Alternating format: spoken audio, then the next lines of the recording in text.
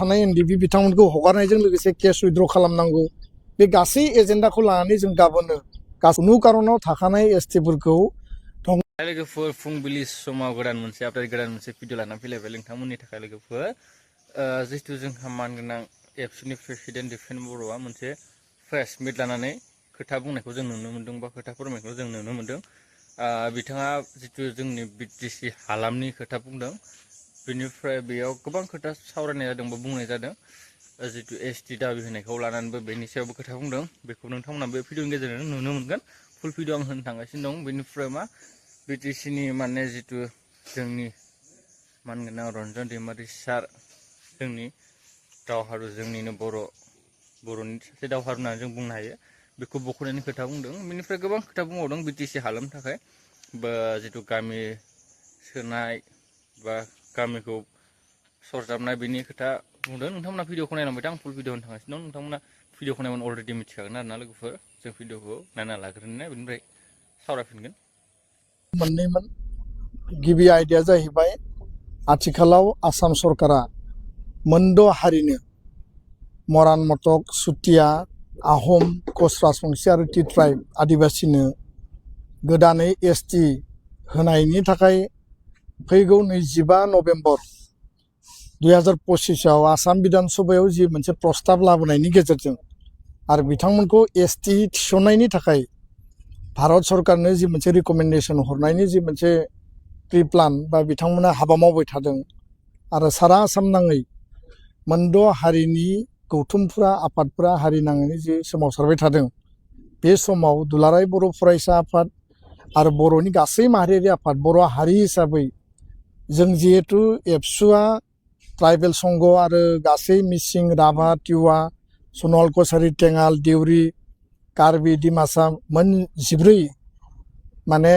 एसटिनि आफादफोरा coordination committee of tribal organisation of Assam सिसिटवा हिसाबै बिगार आमब्रेलायाव जों बे इस्युखौ लानानै सिडलिं इस्युखौ लानानै जों जिहेतु माने होबथाबाय थादों आरो जोङो बादा होदों स्टेन्ड लादों जे कुनु कारनाव जे आथिखालनि थाखानाय एसटिफोरनि जिखिनि राइट्स एन्ड प्रिभिलेज कन्स्टिटिउशनेल जिखिनि प्रभिजन जोंनि पलिटिकेल राइट मोनथाम सिक्स शिड्युलनि जे ट्राइबेलनि जे सिक्स शिड्युल बिटिसि बिटिआर बा कार्बि आंलं डिमा हासाव आरो अट'नमास काउन्सिल बिनि पलिटिकेल राइट बिनि पन्सायत बिनि भिसिडिसि बिनि जि दायो एमसिएलए बबावबा माने एमएससिआव माने जेनेरेल मेम्बार बा कार्बि आंलं डिमा हासाव बेफोरनि जि पलिटिकेल राइट एसेम्ब्लि आरो पार्लियामेन्टआव थाखाबाय फारसेथिं नों एडमिसननि बेलायाव मेडिकेल इन्जिनियारिं कलेजाव साख्रि बाख्रिनि बेलायाव स्कुल कलेज इउनिभार्सिटिनि एडमिसननि रिजार्भेशननि बेलायाव जों जिहेतु गासै दिगजों इक'नमिकेलि जोङो ससियेलि पलिटिकेलि कन्स्टिटिउसनेलि जोङो जिहेतु धंस जालांगोन बेखायनो जोङो ज'है एसटिआ इउनाइटेडलि जोङो स्टेन्ड होदों आरो दिनै बेयाव जों बर' आफादफोरा बर' हारिनि जानानै जों माबायदि हाबा मावलांगोन माबायदि स्टेन्ड होलांगोन बे खोथाखौ जों गुवार आरो गोथौयै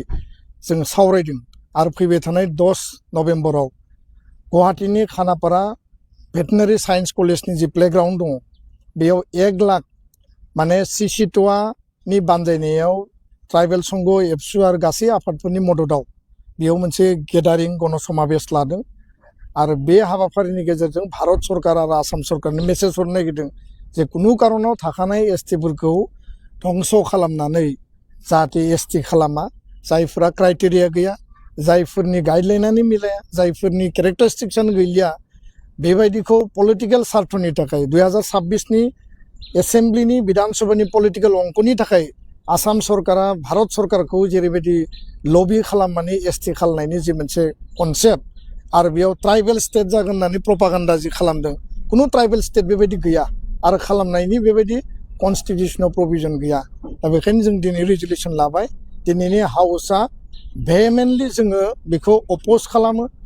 नैथि खोथाया जाहैबाय बर' एकर्ड इमप्लिमेन्टेसन 2020 सिमा बारायनाय गामि थिसननाय 125th एमेन्डमेन्ट भारतनि पार्लियामेन्टआव पास खालामनांगौ डाइरेक्ट फाइनेन्स आर्टिकेल 280 नि गेजेरजों बर' कसारि काउन्सिलनि राभा हासं टिवा गासै गामिखौ नटिफाइ खालामनांगौ लोगोसेनो कार्बि आंलंनि एसटि हिलनि मर्यादाखौ होनांगौ स्कुल प्रभिन्सियेलाइजेसनखौ माने डिसेम्बर दाननि बा नभेम्बर दाननि सेसनाव बिल लाबोनानै बेखौ मावफुंनायनि खोथा सरकारा होदोंमोन फारसेथिं हा हु होनांगौ फरेस्ट राइट एक्ट 1500 कोटी थाखानि इनफ्रास्ट्राक्चार डेभेलपमेन्ट मावनांगौ जेलाव थानाय एनडिबि बिथांमोनखौ हगारनायजों लोगोसे केस उइथड्र खालामनांगौ बे गासै एजेन्डाखौ लानानै जों गाबोनो गासै जिल्ला हेडक्वार्टाराव रेलि फर इमप्लिमेन्टेसन अफ बड' एकर्ड 2020 जों लादों आरो 20 आरो 21 तारिखआव गोदान दिल्लीयाव जों कन्स्टिटिउसन क्लाबाव जों सेमिनार लादों 10टा सिख सेडुलनि लिडारफोरखौ जों लिंहरगोन आरो लोगोसे 21 तारिखआव जन्तर मन्तराव धरना लादों बे गासै हाबाफारिफोराव जोंनि माहारियारि आफाद गौथुमफोरनि मदद जोंहा हास्थायदों रायजो राजानि मदद हास्थायदों आरो बे जाफुङोब्ला बिटिसि बिटिआर बे सिख सेडुला मोर एम्पावर्ड जागोन बर' कसारि काउन्सिला पलिटिकेलि एम्पावर्ड जागोन कार्बि आंलंनि एसटि हिला जायोबा बर' हारिया पलिटिकेलि कन्स्टिटिउसनेलि बिथांमोना सिकिउर जागोन आरो बे मोनथाम दाबियाबो बड'फानि दाबिमोन आलादा रायजो बिनि आधाराव दिनै सिक्स सेडुल जों मोनबाय सिक्स सेडुलनि सिमाखौ बारायनांगौ कन्स्टिटिउसनेल क्षमताखौ बारायनांगौ आरो नीलाचलनि जायगायाव बर' कसारि काउन्सिल जाबाय कार्बि आंलंनि एसटि हिलनि मेटारा दाबो दङ दा बेखायनो बे गासैखौबो लानानै जों खौसे हाबा मावलांनो थाखाय दिनै थांखि लादों जोङो लिगेलि सुप्रिम कर्टआव जुदि फाइट खालामनांगौ जायो बेखौबो मावगोन आसाम सरकार बिटिआर सरकार आथिखालनि बिटिसि सरकार हाग्रामा महिलारि बिथांखौबो जों लोगो हमगोन दिनै जों सावरायदों आरो जाहाथे काउन्सिला बिनि सायावबो स्टेन्ड लायो खारन थांनाय समाव काउन्सिला बेखौ सापर्ट खालामबोदों माने राजबंशी आरो आदिबासीखौ एसटि खालामनायाव सिक्स कमिउनिटि एसटि खालामनायाव बादा गैया जों समर्थन होयो होननानै काउन्सिला बुंबोदों आरो दिनैनि हाउसआव जों सावरायदों जे काउन्सिला जाहाथे बेबायदि सापर्टनि फेभाराव थायाबासिनो जिहेतु जोंनि सिक्स सेडुल बिटिसिनि 30टा समस्तियावबो बिथांमोना गेलेनो मोनगोन जुदि एसटि जायोबा आरो नैबे माने भिसिडिसियावबो बिथांमोना जायगा मोनगोन एसेम्ब्लि आरो पार्लियामेन्ट क'क्राझार माने लकसभायावबो बिथांमोना गेलेनो मोनगोन अब्ला जोंनि अस्तित्वआ मा जागोन जों रावबो हारिनि बिरोधि नङा